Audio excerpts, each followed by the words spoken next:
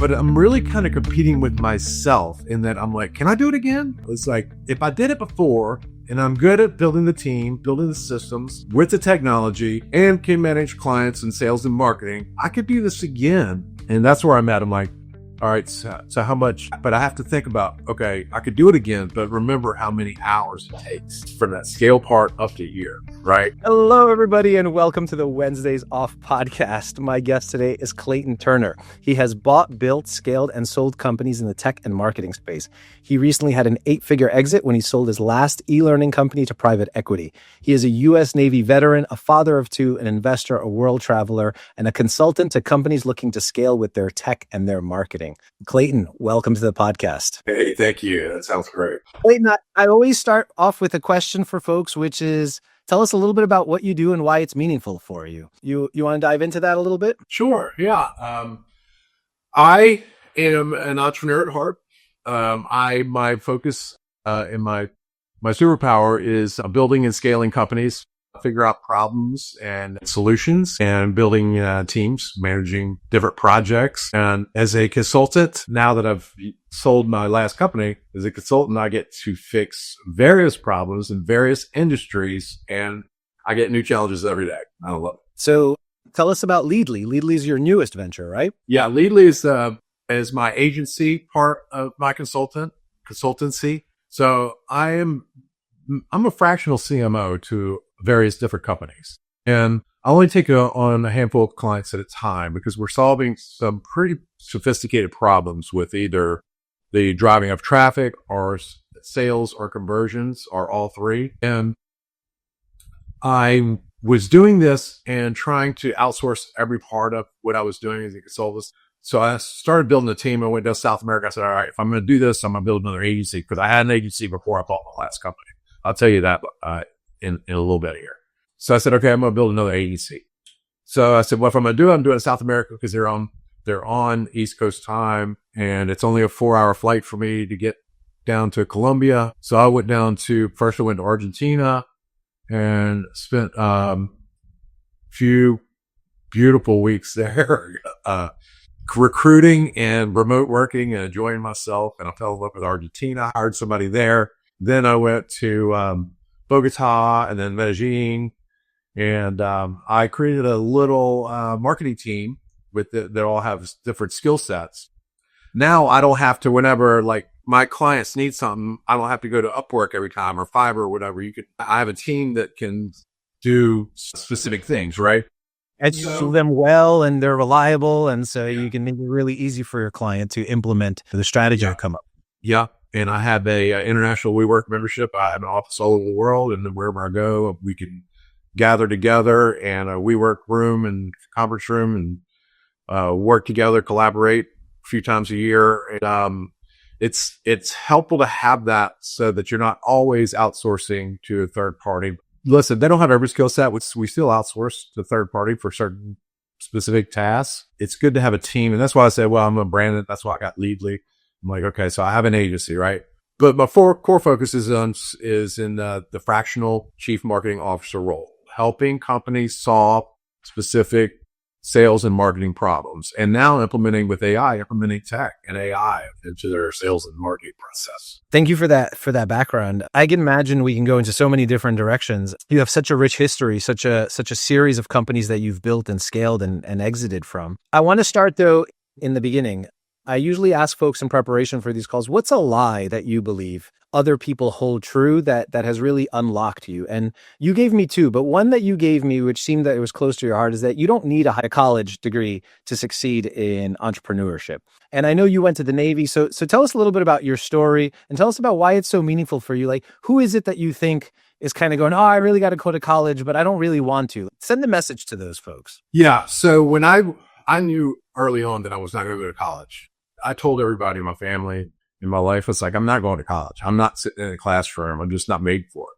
But I was one of the only ones in my classroom that's really good at computers. And I said, I'm going to use this to get me a leg up into the business. But I also knew that I didn't want to go right from high school into like the business world and sit in an office. And I decided I would go as to kind of like get some discipline, command and control structure, I decided I would go to the Navy and I wanted to see the world. So I joined the Navy, and also I could learn computers there. I took the ASVAB test, and they said, okay, you could be in navigation on the bridge. You can see sunrise, sunset, which is very important to me. You get to work for the captain, and also you get to run all the nav computer systems and learn all the other computer stuff. So I was like, okay, I'm in. So the Navy gave me an extra level of knowledge, and I came out of that very confident, knowing that, okay, I didn't have to have the degree.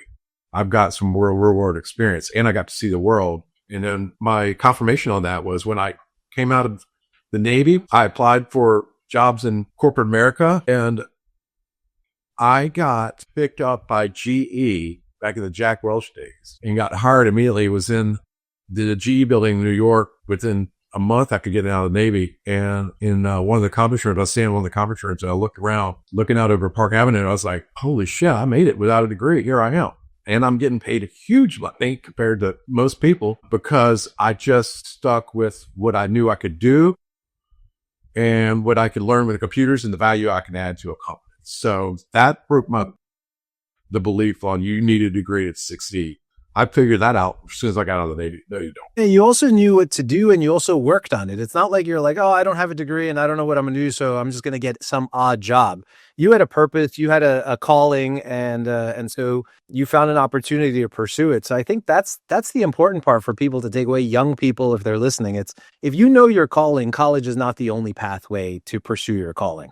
But pursuing your calling and getting better and better at it, that's the real task is take the thing, choose it, and keep getting better at it. Right. And always be learning. Never stop learning. Yeah, absolutely. So what happened at GE? So I did a couple of different application rollouts at GE, and I learned a lot.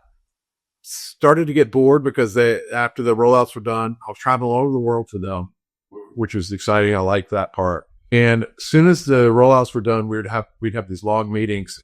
I realized I needed to go and work on something new, something different. I hadn't made up my mind to start my own business yet. I knew I wanted to do consulting. I just didn't know how or what or who. And so I went to a couple of different other corporations that were doing some rollouts similar to what I'd just done.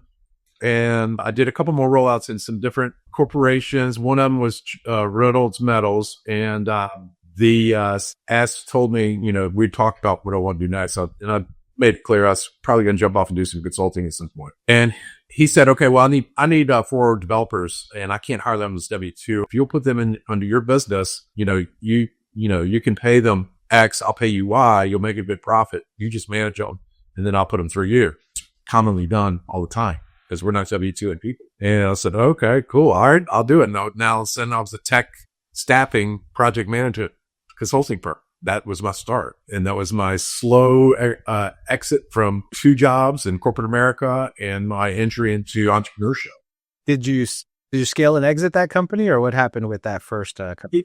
That was, I was doing very well with that. And I started doing, and on top of the staffing, I was doing project management consulting. I made some really big dumb gambles and not knowing enough about how, what risks to take, with smart risk and calculated risk. And I learned a hard lesson during one of the downturns. All of a sudden, all the corporations go, okay, we're stopping our spending. All my corporate clients, like, listen, we're stopping our spending, cut everything. We're going down to 25% what we're normally spending. Well, I'd already obligated myself to way too many other contracts and people and stuff by then. So I learned a hard lesson then that don't overextend yourself. Make sure that you prepare for a potential downturn. You need a good, healthy nest egg and ready day fund, and don't over obligate and commit yourself. And that was a good, valuable lesson for me, but it was also humiliating. But everybody goes through it. If you're in entrepreneurship and you're building something, you're going to make some mistakes. And that was one of mine. I was just overextending myself. And then I ended up having to kind of reset on that one. I had learned my valuable lesson. I had already, luckily, a few clients, knew me and knew the good work that we did. They started asking, they're like, okay, can you help us with this Google thing and this marketing thing? And Facebook hadn't started yet, but they were like, we're trying to figure out how to get online, get discovered, get found. So me and my team started figuring out Google ranking. And that's where I started in the marketing side of it. Interesting. Yeah, I was like, this is where the money's at. companies get found on Google and get them ranked, watching them sell product and services online and make money without taking phone calls. So that's when I pivoted from system engineering, IT consulting to digital marketing. What a great way to learn about digital marketing while getting paid to learn about digital marketing, right? I mean, it was early days. You had the tech expertise, so you were able to add value, so you could figure it out, but you didn't have to do it on your own dime for your own company. Somebody else was funding that. That's right. And so not only were they paying for me to learn it, I was also going to every event I could. I was going to fly out to Vegas, New York, LA. Like I would go to every e-commerce event that I could find, digital event that I could find to learn. Sometimes I would go out to these events, 2 to 4 days at a time on my own dime. A lot of times I'd spend days, hours in these meetings and it'll be like, man, this is either way over my head or it doesn't apply to me. And then all of a sudden, bam, they would hit me 3 or 4 different things that would change my life. I would come out of there with 3 or 4 morsels that I'd say, okay, that applies to me. All right, I get it. You're going to have to rewrite your ads. You're going to have to rewrite your copy. You're going to have to spy on your competitors' SEO and their backlinks and their, so I just learned the basics. Okay, here's what you got to do to be successful at it. But I spent hours and hours and hours learning. It goes back to what you were saying, never stop learning. It feels like you just had embraced from the very beginning, just any opportunity to learn, I'll take it. And you're saying you're sitting in that room. Sometimes it's over your head. Sometimes it's obvious, but finding that sweet spot is everything. Very cool. I had a statistics professor once, and he said, in his very dry statistics way, he drew a chart, and he said, you guys, your knowledge is here. And so he just started plotting dots. And he's like, I just teach here. And he's like, so you could see at any given point in time, I'm only really teaching to 2 of you, but you just never know when it's going to be your time to learn. That's a good word. That's right. So you transitioned to digital marketing, and then what happens to that company? Yeah. So I had a agency. I started helping clients with their ranking and figuring out Facebook had come alive. One of my longtime clients had a e-learning company, and he said, I'm tired of paying you thousands of dollars. I'm 64 years old. I'm ready to retire. Just buy this company from me. You know everything about the product. You know everything about the service. You know what we do. You've read all of our product pages. You've seen me. You've helped me with the deliverables on all these things. He said, you're a natural fit. You know it back and forth. Just buy it from me. I said, oh, I could do that. And I could scale this thing. I could take it national. He'd already done it regionally. He said, take it national. He said, due to your internet thing and take it national. This is what he said. I said, okay, but and I was just looking at this. I was not expecting him to say yes. I said, I could only afford to give you like $5,000 down and like 10% of sales per month until I pay you off. He goes, okay, pay me X and that'll be fine. Boom, we had a deal. Literally that quick. And drew it up on 2 pieces of paper the next day without lawyers. By this time, he's a family friend and he knew all my kids. I knew his kids. So we did a, what they call a back of the napkin deal. Yeah. And I got busy, started scaling the e-learning company. And I scaled that to 40 states very quickly, multi 7 figures very quickly. I bootstrapped the whole time, no private equity, no borrow money, anything. I went to my accountant one day and I said, he was good at like pulling spreadsheets up on the big screen while you're sitting there. So he's like, I said, I think I'm going to run out of money. I'm not sure, but I think we'll run out of money. So he started calculating with me, my sales, my costs, breaking it out, 2 hours, banging out the numbers, looking at it. He's like, dude, your margins are 60%. You'll never run out. That's like, oh, okay. I'm all right. He goes, yeah, you're fine. He said, dude, if you want a buffer, go. Cause I kept paying. I was like paying my people. I was hiring developers. I did not want to do everything myself. I wanted to buy the new softwares. I wanted to hire the developers to help create the curriculum. He said, do this, go to your credit card processor. I didn't know you could do this at the time. He said, go to your credit card processor, tell them you want a $200,000 credit line. I was like, I could just say that? He goes, based on your volume, yes, they'll give it to you. So I went to my credit card processor and they said, no, we're not doing that. It's out in Vegas. And Vegas said, well, if you use Shopify checkout, they will do it for you. That was my aha unlock bonus. So I had Authorize.net connected to my Shopify. I was letting it do all my credit card transaction processing. So I'd set it up so long ago. So I went to Shopify. I said, what if I cut out Authorize.net and I start running it through you? You give me a credit line. They're like, oh yeah, absolutely. You're doing that volume. but you got to let us do the payment processing, which was the same rate, really. It wasn't big save. So that little switch of like just asking around, my accountant telling me asking around, me finding out solution, helped me get that buffer, which by the way, I really didn't need. I just thought I needed it for security. Remember what I said before, when I failed before, I had a, downturn my first consultancy. I wanted a buffer there in case something hit the fan. Yeah. Go Shopify gave that to me. And it's very expensive money if you don't need it. Don't get it. But anyway, it's there. And what did you do with your old business? Did you so it off? I sold to a competitor. Of course, I took one of my best clients. I turned it into one of my best clients. Sold it to a competitor, then hired the competitor to help outsource some of the process. Okay. So we all got a win-win on that one. And yeah, that was my first exit. So then I'm going to turn to the second lie. So I asked you, what is another lie that you think people believe? And you said, I think people believe that when they exit, they're going to go travel the world and they're going to have an amazing time post-exit. And you had the chance to do that. You sold, you had your big exit, and you decided to travel the world. What happened? Yeah. I used to sit in my office and I was in Virginia, which it was, cold, and I'm from New Orleans. I'm a subtropical type of person. I like the warm weather. I don't like the cold and snow, rain, and sleet. I was in Virginia, and I was like, as soon as I'm out of here, I'm traveling the world again. I gotta go see more of the world. As soon as I sold, went and lived in Rio for 2 months almost, because I'd never been there before. It was Mardi Gras. I had some friends down there, and they were like, come on down, we got a place. So I went down and I lived there for 2 months. I really enjoyed it. It was very cool. I left early because I was like, I can't. Like, it's just too much. So I left early. I came back, but I wasn't done yet. I was like, so let me go to Europe. I came back from that and then bounced around Europe, and then lived in Paris for 2 months. That was wonderful. Way more my speed. Love it, love it, love it. Can't say enough about it. I'll do it again at some point. And then EO was having a meeting out in Singapore. So I said, okay, I'm going to travel Southeast Asia.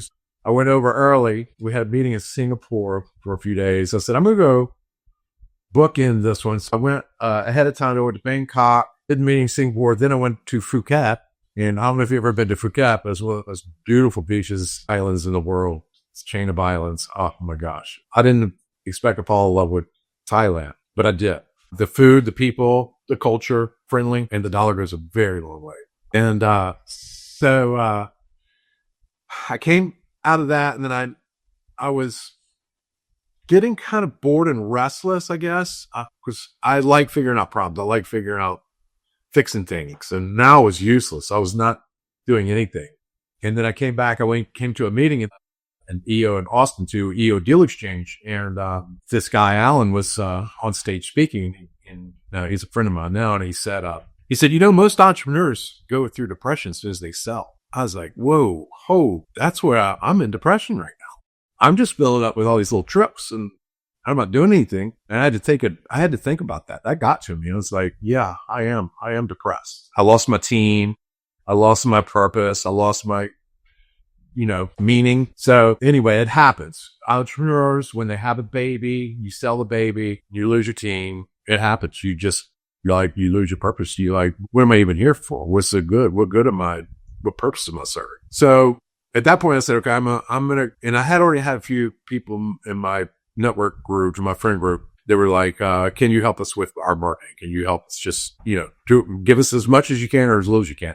And that's when I decided, okay, I'm going to take on a few clients. And that's when I said, all right, I'm going to South America. I'm going to build a little marketing team down South America. So yeah, that's how tell folks from your perspective what it's like to not have the same kind of financial pressure, right? Because the first time you're building a company, like, it's got to work because you got family, you got livelihood, the second time around, finances are kind of, unless you took everything and rolled it right back into Leadly, you're probably just in a much better financial position. So how do you approach the business differently the second time? Well, so that the good news is on that is I did have a very good payday, and two things that I did. Number one, I left some skin in the game with the private equity firm that bought me. They're very well known. It's got a great reputation. So, and I said, okay, I'm going to leave some skin in the game for the second bite of the apple. So I left some investment in the deal, right? So that's a nest egg that I can account on for retirement or whatever. Then I took a large portion of the other part of the cash that I got and I invested it right away. I'm lucky I did that. I wish I'd invested more, but I kept a lot of cash, half the cash or whatever, because at the time, in the last couple of years, everybody's going, the recession's coming, the market's going to crash. They have been crying doom and gloom that's coming, and I was nervous. Forever, right? The Bears only get to celebrate once, but we just don't know when. Yeah, you only have to be right once, right, on that. So I wish I'd kept put more money in the market because it's doing so well now. But that's okay because I still have, I hedged my bets on this one. I played very conservative. I'd never bought a new car before in my life, so I bought a new Porsche and I bought a modest condo paid with cash. And that was my little gift to myself and okay, I'm set now. I don't have to worry about anything. But at the same time, as an entrepreneur, you have to drop. If you have the drive of the entrepreneur, you want to, and you do the first one, you want to do another. Like, I think if I hit it, like people, I didn't feel comfortable with people when I did post exit. All my friends and stuff are like, "Oh man, you hit a home run. You're so rich." I'm like, that was a pretty good exit. I think it's more second base. Yeah. I mean, I could do better, but like I only compete with myself though. I'm not competing with anybody else. My brother is a very successful CFO at a super regional bank. And, he does very well working for corporate America. And I have other friends and colleagues that are doing super well, not even working that hard at all, and have a great life. But I'm really kind of competing with myself in that I'm like, can I do it again? It's like, if I did it before and I'm good at building the team, building the systems with the technology and can manage clients and sales and marketing, I could do this again. And that's where I'm at. I'm like, all right, so how much? But I have to think about, okay, I could do it again, but remember how many hours it takes from that scale part up to year, right? So that's where I'm at. I think on the second go around or the third or whatever, I mean, speaking as someone who's done a few, your I don't know if ego is the right word, but your ego's still in it, right? You're just kind of like, I want to succeed. Another thing that happened to me at some point was I wasn't really hungry. Right. So like I was in a different situation. And so I was thinking about starting a new business, but it took me a while to fully commit because I didn't want all the hours. So I kind of kept dragging my feet. And because I didn't have that hunger that drove me previous times, it was harder to kind of take off. But then once you get engaged, then I think what happens is you go exactly what you're saying. You're like, can I do it again? Was it just luck? Did the stars align? Of course, luck played a big role, but you kind of want to prove it to yourself again that you could do it. The other thing that I felt, and I don't know if you felt this way, I think wealth is a feeling more than an objective number. And it is different when you have cash flow coming in, and it is different when there's a big number and you're drawing down on it and you're kind of going, I have enough, but it keeps getting smaller as I draw down on it. And that, for me, made me feel poor. You know what I mean? The fact that there was not cash flow coming in to replenish savings, to do all that stuff, made me actually feel poor, even though that wasn't the case. So I'd love to say that there's no financial pressure the second time around, but I can't. I think there is financial pressure this. Yeah. So you go from making like the stupid money I was making on a monthly basis, I was spending it also crazy at the same time, but it was a different mode of like, okay, it's also, that's part of the reward of like when you're working like that, you're building like that, you got so much success and income and extra cash that you get to do that. But also it's also meaningless too at the same time. I don't mind the challenge of like the new model of like, okay, I'm not having 6-7 figure months anymore. I am still doing very well, but I can't spend like I used to. Did take some adjustment for sure. And you're right. You go from feeling like you could do anything you want in the world to, can I really make that purchase? Should I make that purchase? I even found myself, and my kids would pick on me all the time. I had a bad Amazon app. Like if I saw a gadget or whatever on Amazon, I just worked. Or if my kids were like, what the hell? Oh, it's not even unboxed. I'm like, yeah, it look cool though. It's like, I don't do that anymore. And I don't have space for it. I mean, I'm running out of room. I mean, often it's a good thing though, isn't it? Right? Like but you have the luxury, you let yourself go, and then you're like, nah, I really should not be doing that. Yeah. And you're right. It's like, you can go from feeling like rich to poor when you're get off that, when you're hitting it big like that, it's, everything's a season, right? Yeah. And you just have to play it correctly. We had another guest on the podcast, Brendan Decima, and he talked about, he wrote a book, and in his book he talks about, I believe it's two brothers who both worked in a situation where when they retired, they could either choose a lump sum or they could choose a monthly payment. And the one that chose the monthly payment went on to go on vacations, went on to go on all kinds of ways, because in his mind, the money was coming in, he had to spend it. Like that was the purpose of that money. The other one that took the lump sum had to figure out how to preserve it, how to grow it, how to make it. And so he never went on vacation and he never went away. And so the quality of life of the person who chose the monthly payment was considerably higher than the other brother. And so I thought that was such a fascinating distinction between running a business as an asset and having the cash flow come in, and then selling it and having a very big lump sum. But the psychology completely changes at that point as to how you. For sure. And I think it can be a good thing, especially if you have like poor spending habits and like, it makes you retrain yourself, retrain your brain. Yeah, it's definitely a different mode, but as long as you play it smart. And so what I did was, and I learned this from my first Million podcast. One of the founders there made an exit HubSpot. He said the first thing he did was get all that money out of his checking account. So it wouldn't even act like that. And that's like, oh, that's a brilliant idea. I sat there with that in my checking account for a little while. It was ungodly. I couldn't believe it. I said, okay. It was cool for a couple of weeks. I was like, but I'm going to do what he said. I'm going to get it out of there. Pretend like I don't have it. I'm going to make it almost impossible for me to access. So like, if I'm going to touch it, I'm going to have to go through some hoops to get to it, or sell some securities or whatever. So I moved it out. So I would start disciplining my brain, and then I allocated some months to myself to go have a little fun time for a year and go little around the world. When I was early in my career, I had a lucky year where I did well. What I did is I set that up and put it in an account where it would just pay me monthly. And so I had a salary kind of guaranteed, and what the business did, and it kind of, that operated on its own. And that freed me up. I mean, it was really doing mental accounting, but what it did was give me security that I knew I had a fixed amount coming in, so I could have a budget, I could have all of that kind of stuff going on, and run my personal finances separate from running the business's finances. And then at the end of the year, I'd look at it and be like, oh, we had a good year. What does my next year's budget look like? And it became very easy to manage. So I imagine doing something like that on the exit is probably also valuable. Yeah. Totally, almost exactly what I did, and I allocated some money for my play time, and then I allocated some money for building new business and the agency, and then and when you're doing an exit, and I did mine in June, I had 6 months to offset that gain with some expenses, so I did that. So I was like, okay, I'm going to do this. I'm going to invest in the business before December 31st. Like I know.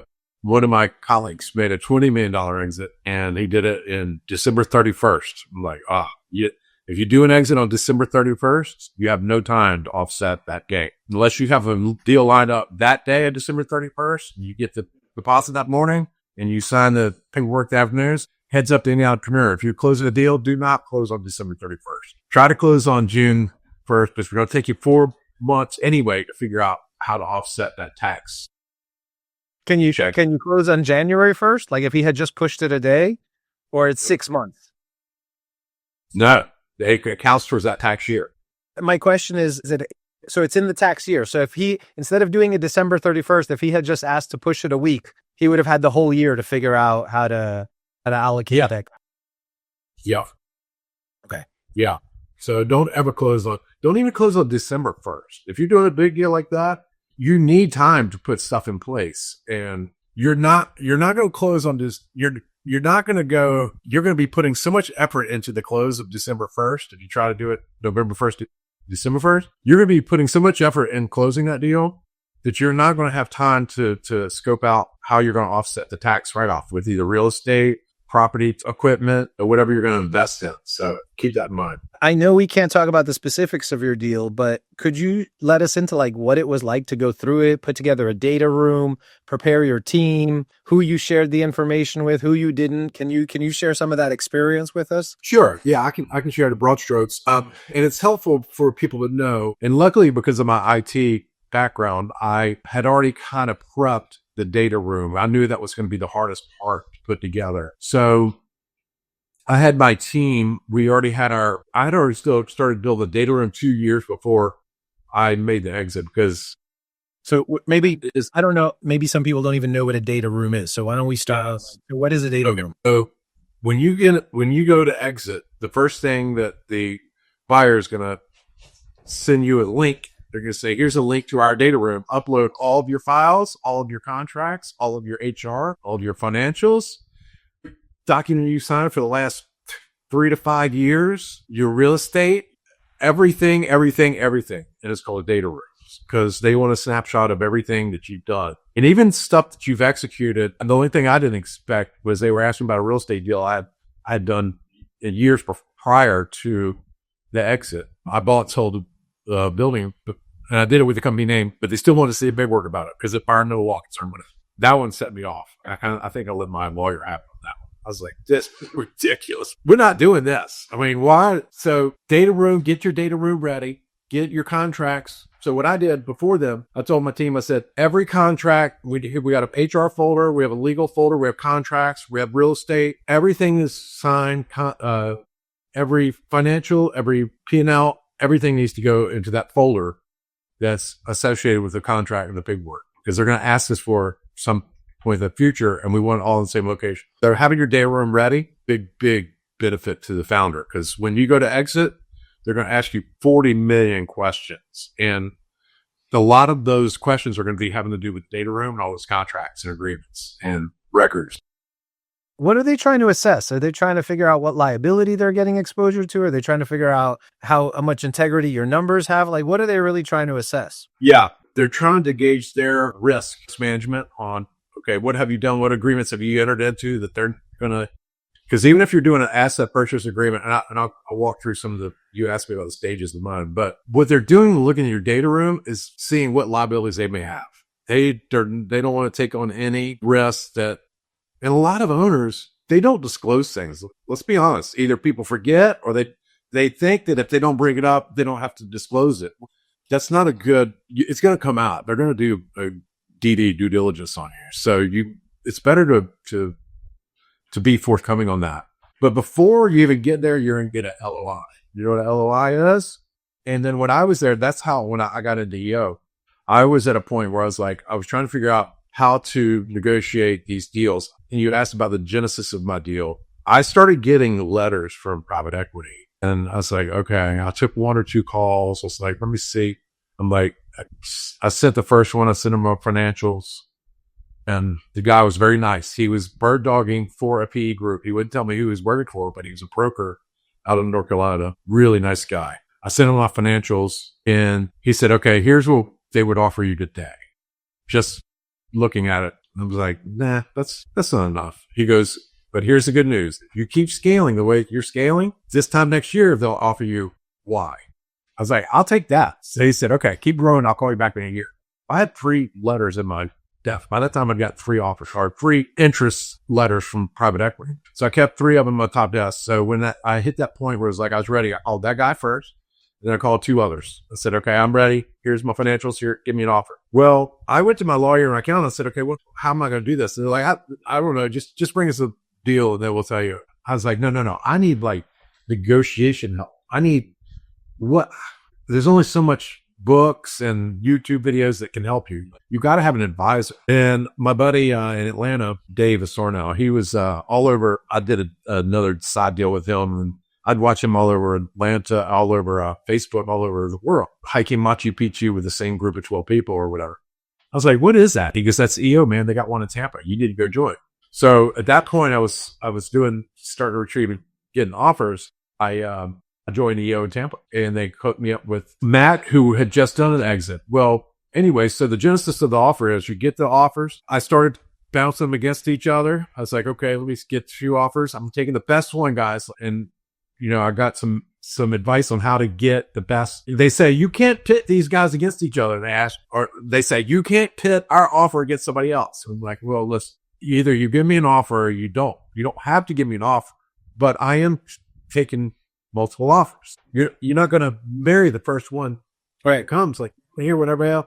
But if you're in the same position, the PE groups or the buyers are going to try to beg you not to go solicit their offer or talk to anybody else, right? It's just it's just part of what they want you to not do. Well, I got the first offer, then I got the second offer. That takes a while, by the way, getting the LOI. So to go to the point where they're going to give you an LOI, letter of intent, they're going to do a preliminary due diligence on you, on your books, on your background, on your systems, your processes, your people. So they're already going to do kind of a deep dive on you before they even give you an offer, an LOI. And then when they do give you an LOI and you sign and accept the LOI, then you're now in due diligence. And then when you start due diligence, then you got to get the data work. So you only sign one LOI, right? Like all the offers happen before the LOI. Yeah. Sign one LOI, and then I did not go shop around. You're not supposed to show anybody the LOI when you get it. It's confidentiality at that point. But I liked this group so much because they didn't flew out to see me, by the way. Before LOI, anything, they flew out, I think, multiple times. They came to see me. Yeah. I'd already grown to like them and they had a great reputation of rolling up companies like mine and making smaller companies into bigger companies and then going and scaling. So, I got the LOI, got the data room. Data room was already almost really pristine, but years of contracts and financials and HR records in there. We only had a couple of real estate deals, no lawsuits. It was a very easy deal of data room to build over the years because it was already there. So when they get the link to upload the data room, we basically sent them the link back to our pre-built data room. We're like, no, here you go. We got our data room. Take it. We don't need to upload. You can have access to our data room. This is it. We've been waiting for you. Welcome aboard. Who did you tell on your team? Who knew from your team that you were selling? Did you need to incentivize them? How did they take it? Yeah, it was hard to hide because I was at so many meetings and so many negotiations and I was needing records. And so I decided I wasn't going to hide it.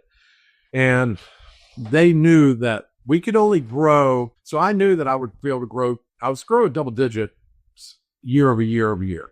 But I would hit my plateau of being able to grow without capital infusion because there were once I got to this one point where I can't talk about the details about like why, but what I needed to get to the next level, capital infusion, was to give me some more scalable growth because I wanted to have more product, right?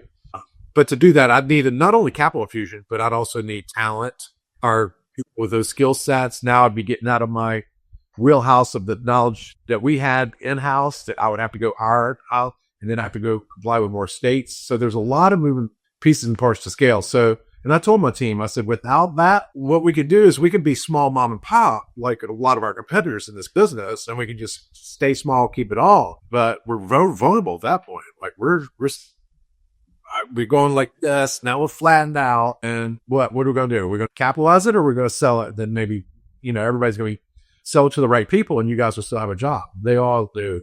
They had their best interests at heart. I had the greatest team, and one of them was my daughter. But they had all become family friends at that point.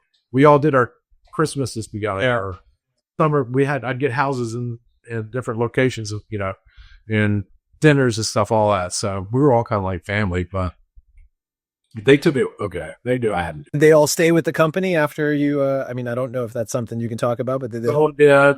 Some didn't make it. Some knew they were on the chopping block. Some knew they were going to be duplicated as soon as we rolled up. I'm friends still with most of them, but I've lost a couple of them. It just happens. I hate that. It breaks my heart. That's why I said don't hire family and friends. I kind of agree with that, especially if something happens, transaction or divorce or settlement or lawsuit, and affects your relationship. I'm still friends with all of them. They kept my daughter on, and they not only did they keep her, they promoted her to promote her to handle more of the companies they bought. They bought my company. They bought a bunch of other e-learning companies. And now she does the development for the certain curriculum with the other companies as well. And she's happy and they love her. So it worked out very well. And then my superstar, my first hire, I always tell my clients, you need what I call a killer. And my first hire in that company, well, what my first hires, my important hires, was I hired a killer. This girl I knew, a family friend. She was very capable, had never had a real corporate job, but she was smart, didn't know anything. I brought her in for an interview, and my sales guy, called me on the car phone, leaving, coming in the car. He goes, "What are you doing? She doesn't know anything." He had a big country redneck friend who came in with a little bit of an attitude. He thought she should be the one to have the job. I was like, dude, she's 48 years old. She had a little bit of an attitude. She told us what she couldn't do. She can't work these hours. This girl's 24 years old. She's smart. We'll teach her. Well, anyway, that guy yelled at her. He's like, "Hey, I can't believe you're even thinking about this." Well, guess what? She ended up being a killer. When I say killer, she worked her ass off, learned everything. She knew more about our systems than I did within 2 weeks. I planned to just kind of spoon feed her a little bit here and there over a period of time. Within 2 weeks, I'd given her all my passwords and access to all my apps and everything. I said, "Take it. You good. You're good." And they kept her. She ended up just running the whole thing. When you find those, then I'd rather find somebody green and train them up than find somebody smart with a bunch of non-negotiables that you got to deal with because they got brain trust. Screw that. Find somebody who's green, who has that good attitude and work ethic. You'll do way much better. Yeah. That was my.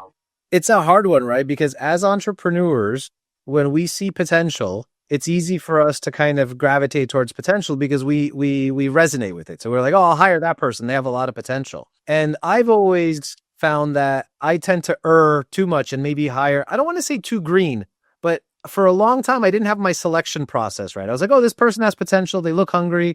They look like they care." But now, after many years, I have specific things that I look for. So I know how to hire someone who has potential, but who's a good fit and will grow. And I know how to fire very, very quickly if it's not a good fit, right? Like you just kind of, within a week, if it takes that long, with right away that you made a mistake and it's not the right person, you move on. So what is it? Hire slow, fire fast? Yeah. And I agree with that. And then also do assessments and do all kinds of different. The one I always give is the attention to detail assessment. If you're hiring somebody who can't, and I'm dyslexic, I'll interpolate numbers and a lot. If I don't watch myself, I'm purposely reread everything I do most of the time, not every time. You'll see some of my social media posts. I'll misspell stuff, but it looked human. But attention to detail test is one of the most important tests you can give to your people. If they're in a operational role. And there's a personality test and a customer serviceability test. So there's all kinds of different skill tests you can give to your people. You'll know where they are and where they need help. So you'll know automatically what kind of personality type they are. So you can work with them. If they're a D and you're a O or whatever, you can figure out how to talk to them, how to approach them. And if they're not good at customer service and you can, you're going to have to focus on like how to teach them how to talk customer service, which is teachable, by the way. If they're not good at attention to detail, that's a little tough, but you can't say no because if, necessarily you got all the different factors in play. But I love the assessment test because then you know who you're hiring. And that way, if you start them and within 2 weeks, really within 5 minutes of meeting somebody, you kind of know if they're good. Within a couple of days of them being there, you should know if they're going to work out or not. Within a week or two, you definitely know. And if you have that gut feeling they're not going to work out. So I've hired a lot of people and had to let them go week 1 or week 2. Yeah, sometimes day 1 or day 2.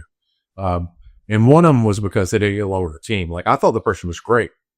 And she came in, flew her in all the way from California, had a big project for her, a big plan. And she had a great knowledge in the industry, bilingual. We were going to launch bilingual stuff. And she came in, I liked her. I came out. She left early, and then I asked my team, I said, "What'd y'all think?" They're like, "Well, yeah." I was like, "What?" They're like, "Well, no, she left at 5:01. I was like, "Yeah, that's kind of it." And she didn't bring her laptop. Was she going to her hotel room? She leaving her laptop. And she was rude to us. I was like, damn. No. Next morning, she came in and said, "Here's your check for the week. It's not going to work out." And she started crying. She's like, "Is it me?" I'm like, no, it's just not going to work out. That wishful thinking is the part that keeps you with the same person, right? You're like, I want this to be a fit. So you keep trying to figure out, and if you know it's not, when you know it's not a fit, you just got to pull the trigger.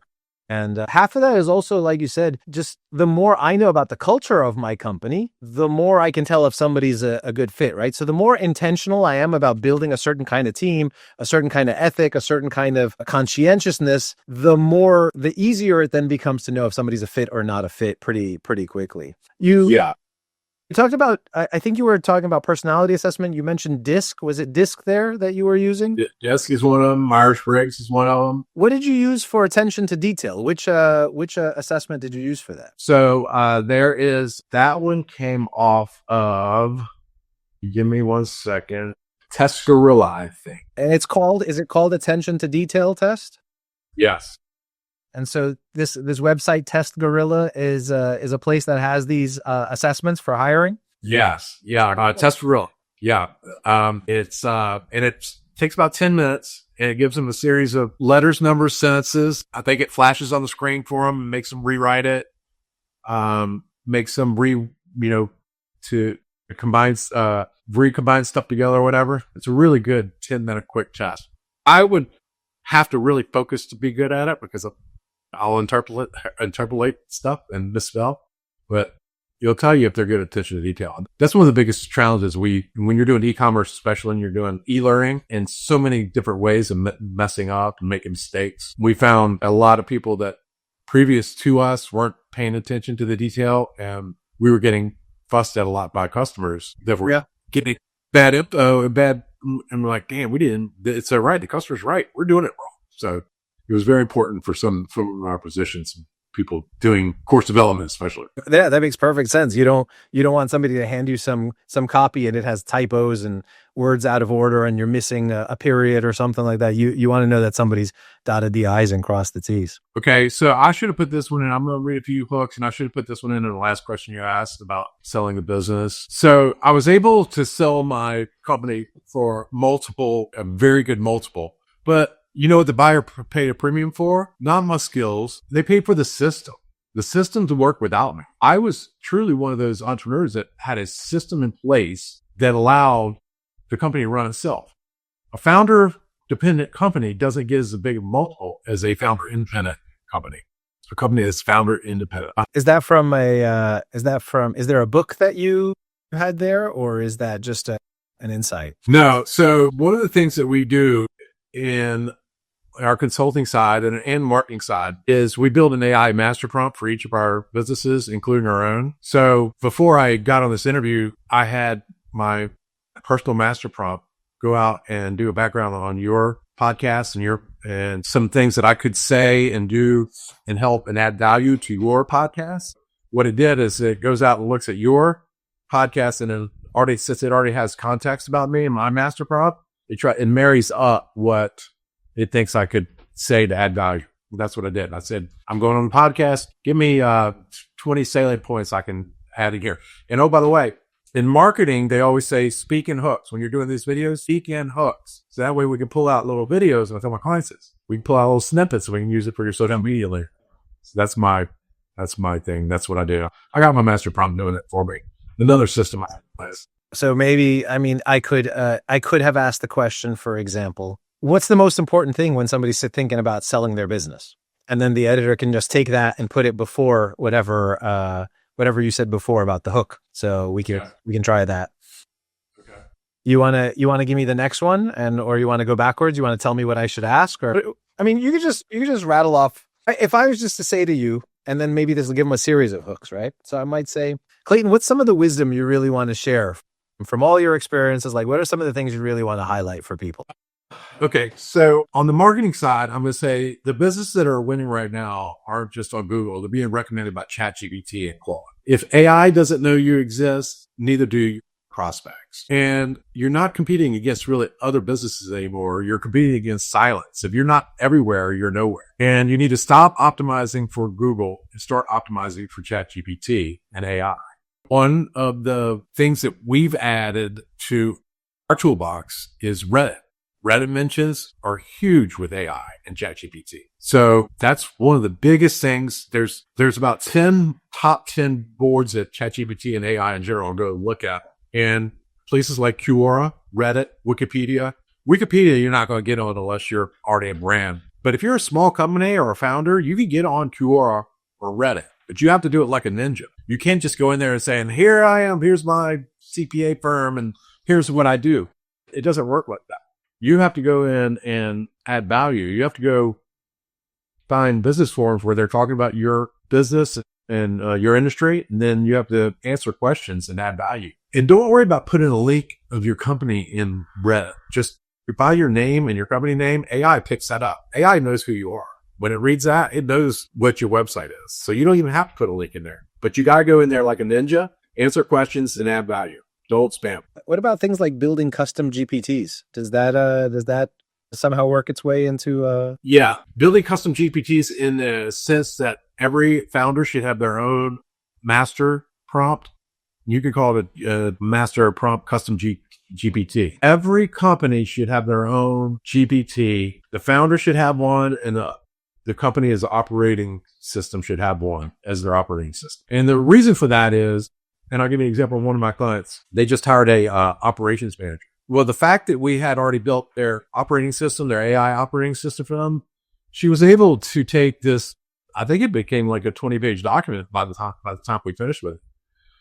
By the time that new ops person came on board, she just basically handed them the GPT and said, here you go. Here's my company. Here's my staff. Here's their strengths. Here's their weaknesses. Here's our resources, our customers, and everything you need to know about the operation side of the business. And she said, the operator, she got said, oh my gosh, this is so helpful, because now you don't have to spend 40 hours of 2 different people telling this operations person everything about your business. It's all right there. Yeah. We've done a lot of that with Routine Rebel for our own internal tool suite and that kind of stuff. We've also built custom GPTs that we put on the marketplace that actually have a function, right? So, like what? I have one that somebody gave me a tool to use, which was to write your own eulogy. And it was just such a powerful tool for me. And it helped me kind of connect with my purpose and what was really important for me in life, that I created a custom GPT that made the process a lot easier to do and made it streamlined. So you just talk to it, it asks you about each decade of your life, and then it writes your eulogy for you, and you just sit there and you read it. And then release that on the marketplace. I have another one that I'm working on right now, which is a gratitude practice. So if you want to design your own gratitude practice, it gives you the prompts, it asks you, gives you ideas, and it gives you examples. And then at the end, it says, here's your gratitude practice. So you can just, and then you could either have it remind you to do the gratitude practice, or you can just take that offline and do it wherever you want to do it. So these little tools for our Rebel community of people who are trying to have better life satisfaction, we're just building them and putting them out on the marketplace for anybody to use, basically. That's right. And maybe thinking that will somehow get us some results inside the LLM at some point. I don't know if they use their marketplace like that, but yeah, that's very cool. And so your community, tell me about your community. So Routine Rebel is basically built to help entrepreneurs just live better when it comes to health and vitality, love and relationships, wealth and work, and mindset. And a lot of, I belong to EO like you. I belong to other organizations like PEF, post-exit founders, and things like that. A lot of those communities are phenomenal. You get to help grow your business. You get access to deal flow. You get a huge network of thousands, if not tens of thousands of people all over the world. But I found that what I was really interested in was growing as a person. And that is intimate. That is small. That is not large. And so Routine Rebel is really built around that kind of self-growth so that you can have better life fulfillment and better happiness all around. The way we're going about it is we're building a lot of little micro niche communities. So right now we're launching a community here in the Tampa Bay area for male entrepreneurs. It's going to be local. There's going to be in-person gatherings. The next one we're going to launch is going to be for young women leaders inside family businesses who want to have more of a leadership position. So your daughter, maybe when you previously had the company and she was in the family business and wanted to figure out, like, how do I get that leadership position? I think it's a very unique challenge. And so to group people, rather than grouping them by industry or by how much revenue they have, to group them by like life stage is is probably really valuable. Another one that I'm thinking we might want to launch is couples who run businesses together.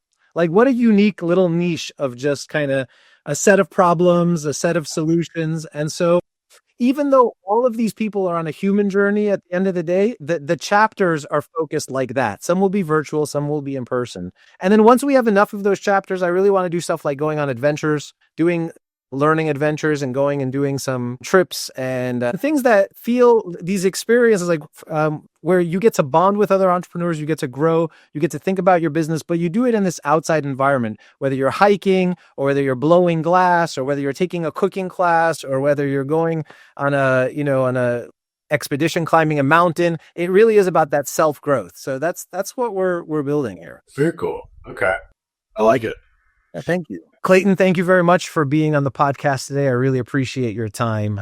It's been invaluable to learn from your lessons and your insights. I read a fortune cookie once that said, wise men learn from others, fools learn for themselves. And I've been a fool for a lot of my life. So it's nice to be able to learn from your experience. Thank you for sharing it. Oh, no, thank you. I appreciate you having me on it. And I really appreciate it. And I'll do it again anytime, and then hopefully get together with you again here in the near future. That'd be great.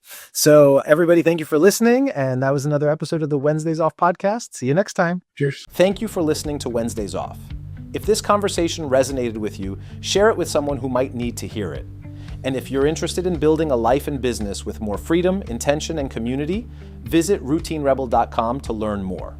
Until next time, keep challenging the status quo and keep building your version of Wednesdays Off.